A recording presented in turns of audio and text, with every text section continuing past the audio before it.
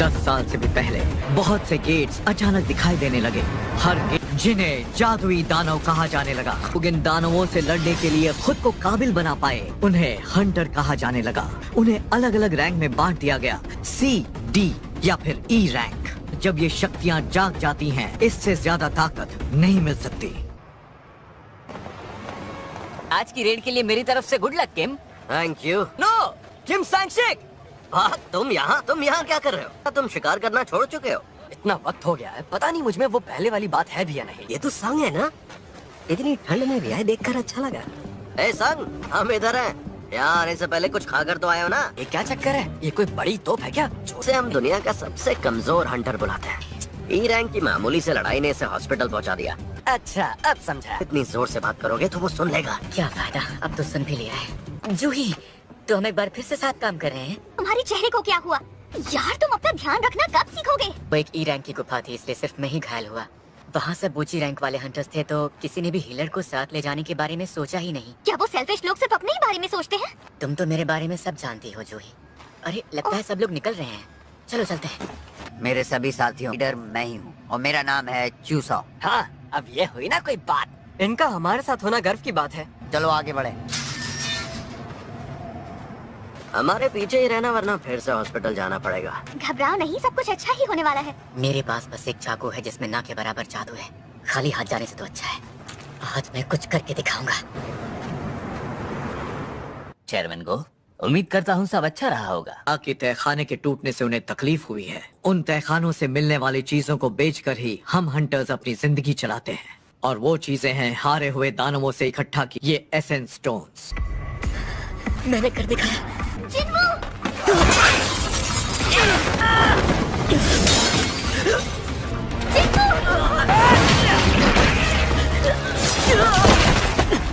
जूही तुम संग के साथ रहो। हाँ, ठीक है, मैं तुम्हें ठीक करूंगी जिन्वू।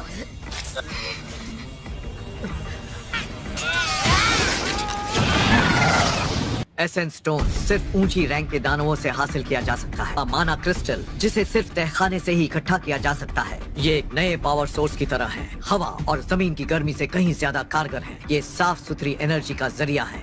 सरकार बिजली पैदा करने के तरीके खोज रही है, इसीलिए जो जिम्मेदारी हंटर्स के कंधों पर है वो इतनी बड़ी है।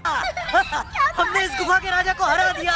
जिन्वू सुनो, मुझे सच सच बताओ, तुम अपनी किसी जिद में आकर तो हंटर नहीं बने हो ना? क्योंकि चोट सिर्फ एक जगह नहीं बल्कि तुम्हारे पूरे शरीर पर लगी है। ये बस इतना बताओ कि मैंने जो कहा वो समझे या नहीं? तो क्या लूट का सारा सामान इकट्ठा कर लिया?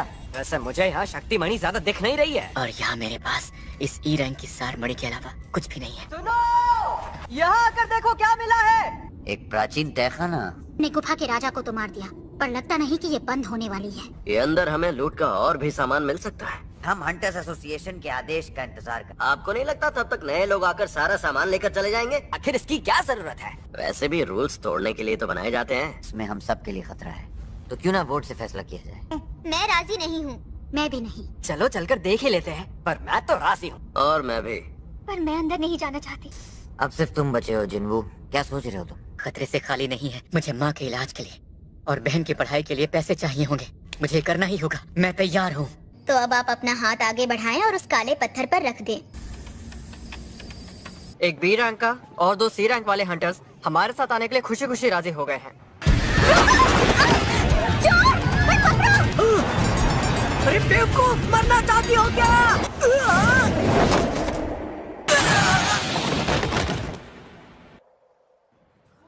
ये पर्स मेरा है। मैं इसका बहुत मैं आपका शुक्रिया कैसे अदा करूं?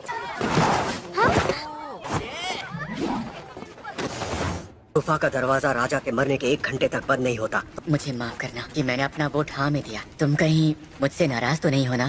तुम्हें क्या लगता नहीं होना चाहिए? मैंने कितनी मुश्किलों से तुम्हारे हाथों को और पैरों को ठीक किया है, लेकिन तुम्हें क्या पड़ी है? मुझे माफ करना। जूही जैसी B रैंक की हीलर के साथ होने से मेरी जान कई बार बची है। इधर देखो, राजा का कमरा मिल गया। गुफाओं में ऐसे दरवाजे कम ही देखने को मिलते हैं। देखो मैं तो अंदर जा रहा हूँ, यहाँ से मैं खाली हाथ नहीं लौटने वाला। हाँ? स्वागत है मेरे सभी नए साथियों। मेरा नाम है गो गन ही, हंटर्स एसोसिएशन का चेयरमैन है। हंटर्स बनना अपनी जान जोखिम में डालना है। अगर जिंदा रहना है तो ये याद रखना कि डरना जरूरी है। यहाँ तो रोशनी हो गई। यहाँ ये सब स्टैचूज कैसे हैं? काफी पुराने लगते हैं।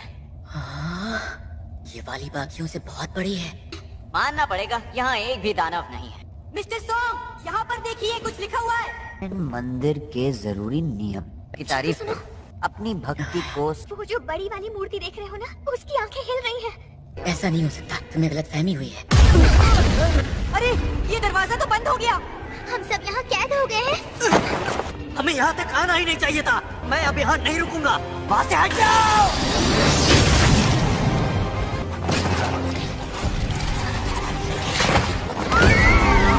ये क्या बला है? जो इंसान अभी मरा है, क्या वो डी रैंक का हंटर था? फिर भी वो एक झटके में, एक पल में मारा गया। इस तहखाने को डी रैंक का होना चाहिए था। अपनी पहली रेड में मैं मेरे साथियों से अलग हो गया था और फंस गया था। उससे पहले भी मैं एक भूल भुलैया में लगभग भूखा मरने वाला था। ज्यादातर हंटर्स सार मड़ियों को बेचकर मिले पैसों से अपने लिए हथियार खरीद लेते थे, पर मेरे पास इस चाकू को खरीदने के ही पैसे थे। और वो नौकरियां थी जिनमें जान जाने का खतरा था और जोखिम इनाम से ज्यादा था। आंखें खुली रखी और हमेशा मौकों की तलाश में लगा रहा। सब लोग बैठ जाओ।